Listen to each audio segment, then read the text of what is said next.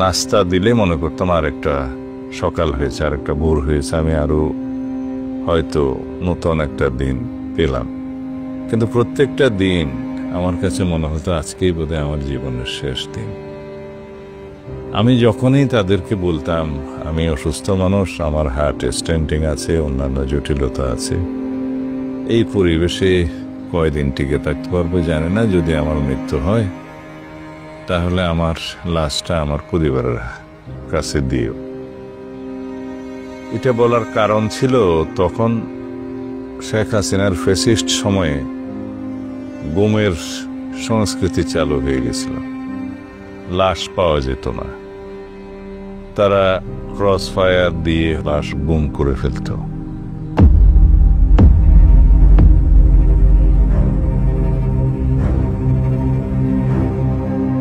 তা আমি আল্লাহর কাছে প্রার্থনা করতাম, এ আল্লাহ, আমার সন্তানরা, আমার বংশবেরাদর, আমার আত্মীয় স্বজনরা কি আমার কবর জিয়ারত করতে পারবে না?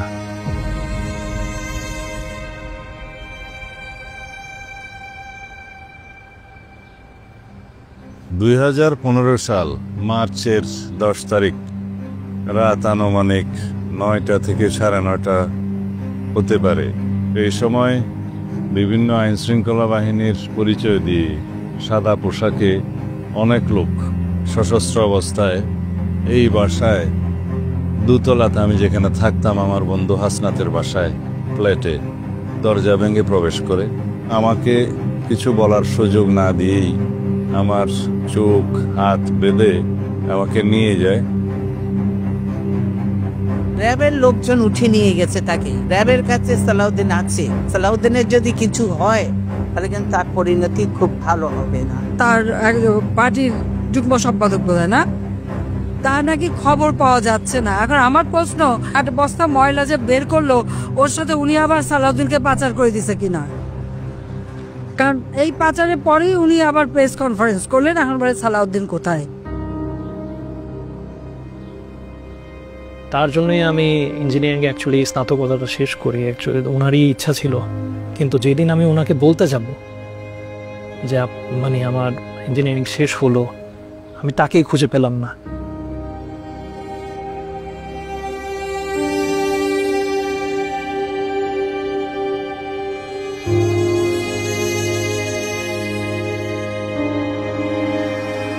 এই বাসা থেকে 20 থেকে 25 মিনিটের একটা ড্রাইভ হবে। এমনও হতে পারে যে তারা ঘুরে ফিরে কোথাও গিয়েছে। যেখানে আমাকে গাড়ি থেকে নামালো, নামায়ে হাটে ভিতরে ঢুকালো, সেটা নিচতলা, আমাকে কোনো সিঁড়ি বাইতে হয়নি। এটা একটা সেল যেটা 5 ফিট বাই 10 ফিটের বেশি হবে না। সেখানে একটা পানির টেপ এবং একটা ছিদ্র আছে সেই নালায় পেশাব পায়খানার সুযোগের জন্য। লাইটটা মাঝখানে ছিল, এখানেও থাকতে পারে, আমার এখন এখানে ছিল কিনা মনে নাই। দরজাটা এই সাইজেরই ছিল এবং এখানে স্টিলের দরজা, নিচে একটু ফাঁকা ছিল হালকা খানা পেনা ঢোকানোর জন্য, আর উপরে একটু ফাঁকা ছিল। বাইরে সবসময় একটা ব্যাডস্টিল ফ্যান থাকতো। প্রায় 48 ঘন্টার মতো হয়তো ঘটনাটা পার হয়ে গেছে। তখন গিয়ে আমি কোনো রকমে আর কি আমার মার সাথে কথা বলে জানতে পারলাম যে বাবাকে পাওয়া যাচ্ছে না। কিছু গুম খুনের ঘটনা আমরা আগে শুনে এসেছিলাম, তো ওই হিসাবে আমি প্রথমে দোয়া করছিলাম যে এরকম যাতে কিছু না হয়। উত্তরা থানায় ওনারা বলতেছে ওনারা জিডি নিতে পারবে না, কোনো রিজনেবল গ্রাউন্ড ছাড়া। এটা কোনো কথা হলো না। আমি ওনার স্ত্রী, আমি পাগলের মতো সারাদিন এখানে ওখানে ঘুরতেছি আমার স্বামীর সন্ধানে, আর ওনারা আমাকে এইটুকু হেল্প করবে না? জিডি করেন, মামলা করেন, যা হওয়ার সব থানায় হবে, কোনো আপত্তি নেই যদি সেখানে এই ঘটনা ঘটে থাকে। তো আপনি কি এই বাসায় ছিলেন কিনা? উনি উত্তরে বলছেন না, আমি এখানে ছিলাম না। তাহলে আপনি কি করে জানলেন? বলে যে ওই বাসার দারোয়ান বলছে, ওই বাসার লোক বলছে। বাধ্য হয়ে হাইকোর্টের শরণাপন্ন হই। খন্দকার মাহবুব হোসেন এবং মওদুদ সাহেব তারা এই রিটের জন্য আমার পক্ষে আদালতে দাঁড়িয়েছেন। দীর্ঘদিন সংগ্রামের পরে কোর্ট অবশেষে একটি রায় ঘোষণা করেন যে সরকারকে নির্দেশ দেন যে আমার স্বামীকে যেন ওনারা খুঁজে বের করে দেন। এইটুকুই আমার আদালত থেকে প্রাপ্ত ছিল, কিন্তু আমি সরকারের কোনো মহল থেকে কোনো ধরনের আইনি সহযোগিতা পাইনি।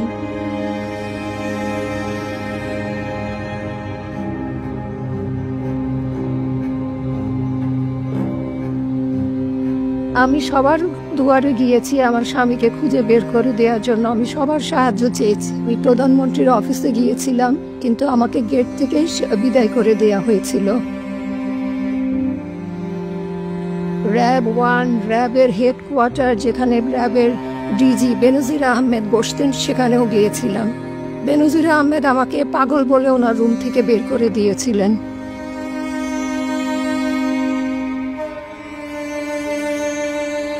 ইন্টারোগেশন তারা রেগুলার করত, কেন আমরা আন্দোলন সংগ্রাম করছি, কেন হাসিনার বিরুদ্ধাচারণ করছি, ইত্যাদি ইত্যাদি, এবং আপোষ করার প্রস্তাব দিত।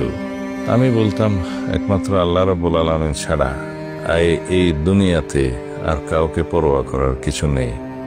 আমরা দেশের জন্য, দেশের মানুষের জন্য, দেশের মানুষের অধিকার আদায়ের জন্য, ভোটাধিকারের জন্য, সমস্ত গণতান্ত্রিক এবং সাংবিধানিক অধিকারের জন্য আমরা সংগ্রাম করছি। এর সাথে আপোষ করার কিছু নেই। তারা অবশ্যই হাসিনার গোলাম বাহিনী, তার নির্দেশে গুম খুন করে বেড়াচ্ছে। তারা আমাদের কথা শুনবে কেন? আর আমাকে তো কোনোদিন রুম থেকে বাইর করে নাই। একটা দিন বের করেছিল, সেদিন রুম পরিষ্কার করার জন্য পানি টেনে দিয়ে গিয়ে যেন বুঝলো এখানে বসানো হয়েছিল একটা চেয়ার দিয়ে চোখ বেঁধে, সেটা কিছুক্ষণ সময়ের জন্য। যখন না 2 মাস অতিবাহিত হয়ে গেল, আত্মীয় স্বজন যখন সবাই বলতে শুরু করলো যে ও নিশ্চয়ই আর বেঁচে নাই, তুমি, তোমার 4টা ছোট বাচ্চা আছে, তুমি বিষয় সম্পত্তির দিকে খেয়াল করো, তোমার বিষয় সম্পত্তি সব বেহাত হয়ে যাবে, তখন আমি সবাইকে শুধু বলতাম যে আমি বিশ্বাস করি আমার স্বামী বেঁচে আছে।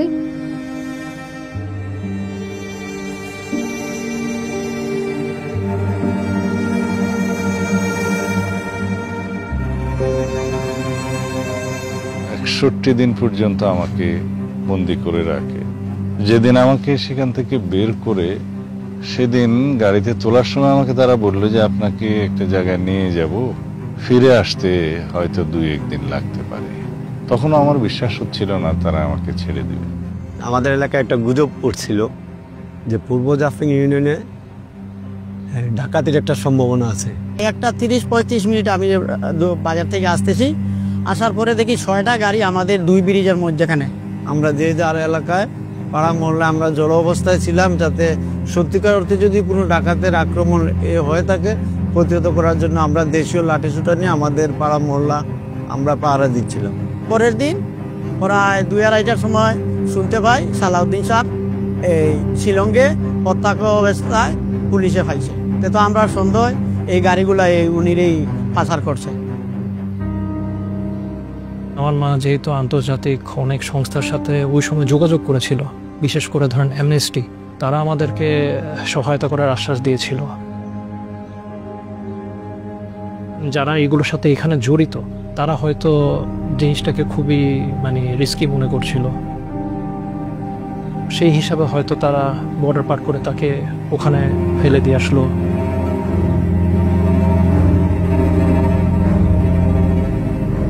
সেখানে কিভাবে গিয়েছেন, সে যদি অবৈধভাবে যেয়ে থাকেন, সেই দেশের আইন অনুযায়ী তার একটা প্রক্রিয়া হতে পারে। আমি জানি না ওই দেশে কিভাবে সেটা নিই, আইনের প্রক্রিয়ার মাধ্যমে তাকে যথাসময়ে যথাযোগ্যভাবে আনা।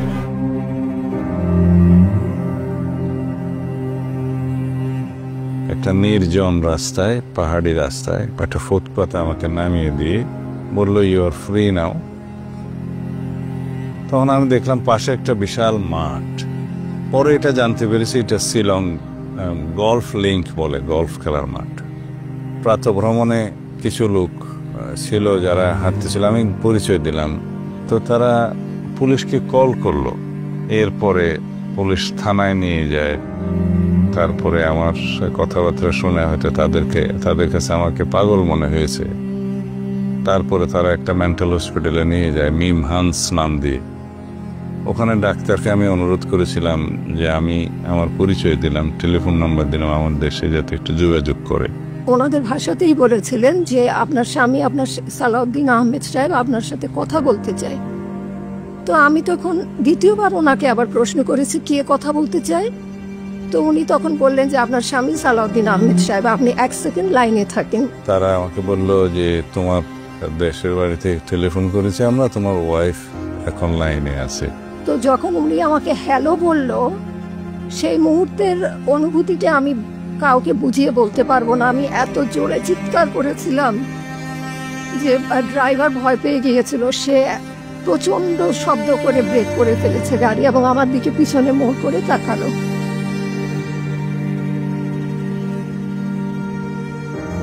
যখন উনি আমাকে জানাতে পারলো যে ওনার সন্ধান পাওয়া গেছে, আমি যাচ্ছি,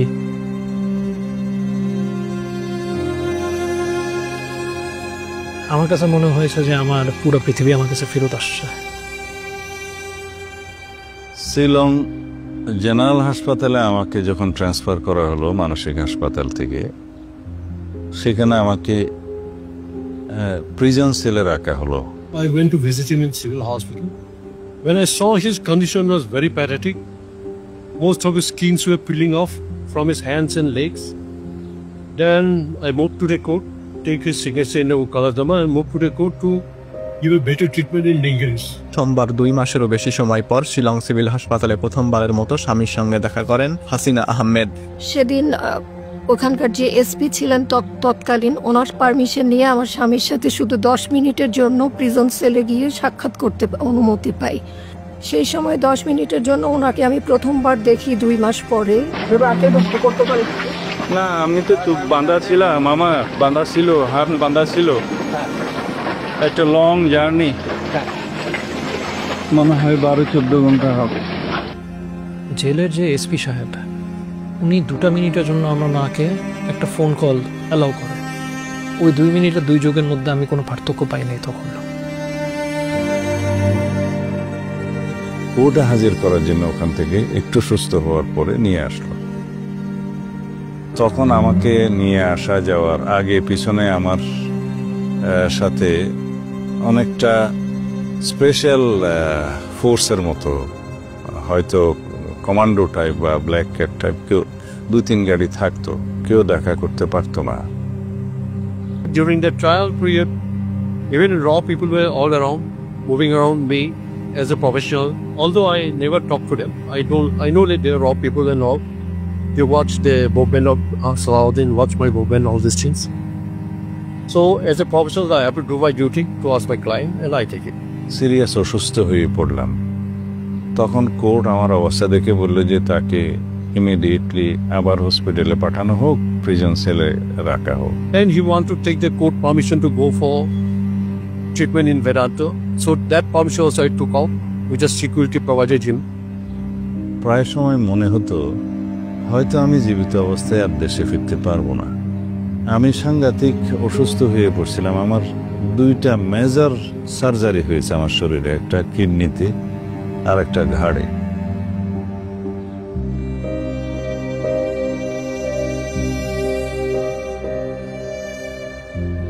বিয়ে হলো, কন্যা সন্তানের বাবাও হলাম, কিন্তু আমার নিজের বাবাকে আমি এগুলো কখনো সামনাসামনি দেখাতে পারলাম না।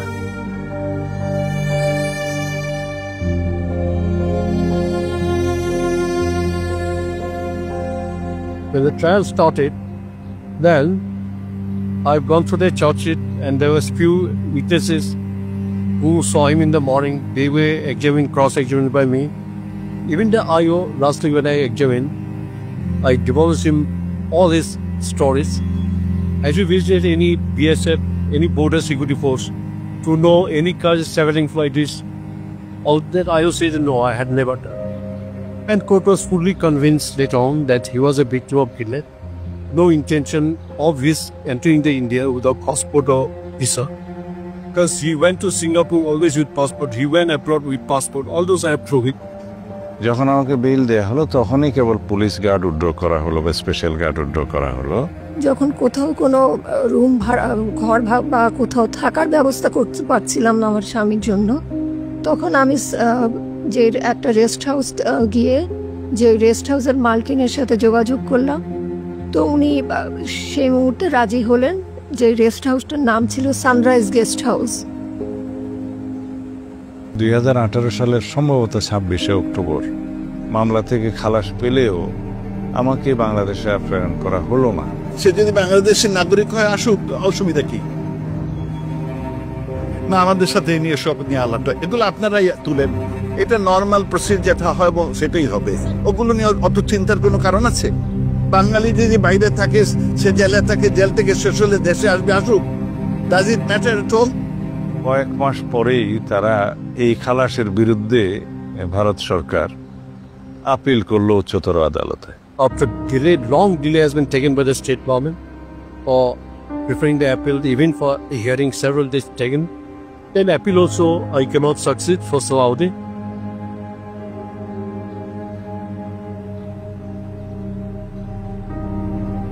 দুই সপ্তাহ পর পর বা এক মাস পর পর থানা থেকে পুলিশ আসতো, র্যাব থেকেও লোক আসতো, উদ্ভট কিছু প্রশ্ন করতো। উনি কি এখন বাসায় লুকায় আছে নাকি, বা আমরা খবর পেয়েছি যে উনি তো দেশে। কিছু কিছু পুলিশ অফিসার তো ধরেন আপনার তখনকার মানে হেনস্থা না করার জন্য আবার টাকাও দাবি করতো। এইভাবে প্রায় 1 বছর সময় পার হয়ে গেল।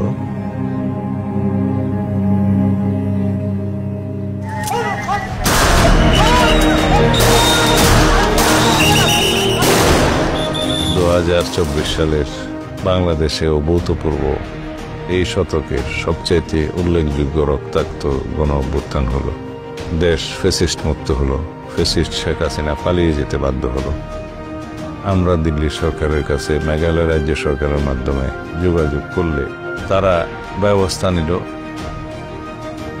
2024-এর 11ই আগস্ট বাংলাদেশে ঢাকা ইন্টারন্যাশনাল এয়ারপোর্টে নামতে সক্ষম হলাম, আল্লাহর অশেষ রহমত।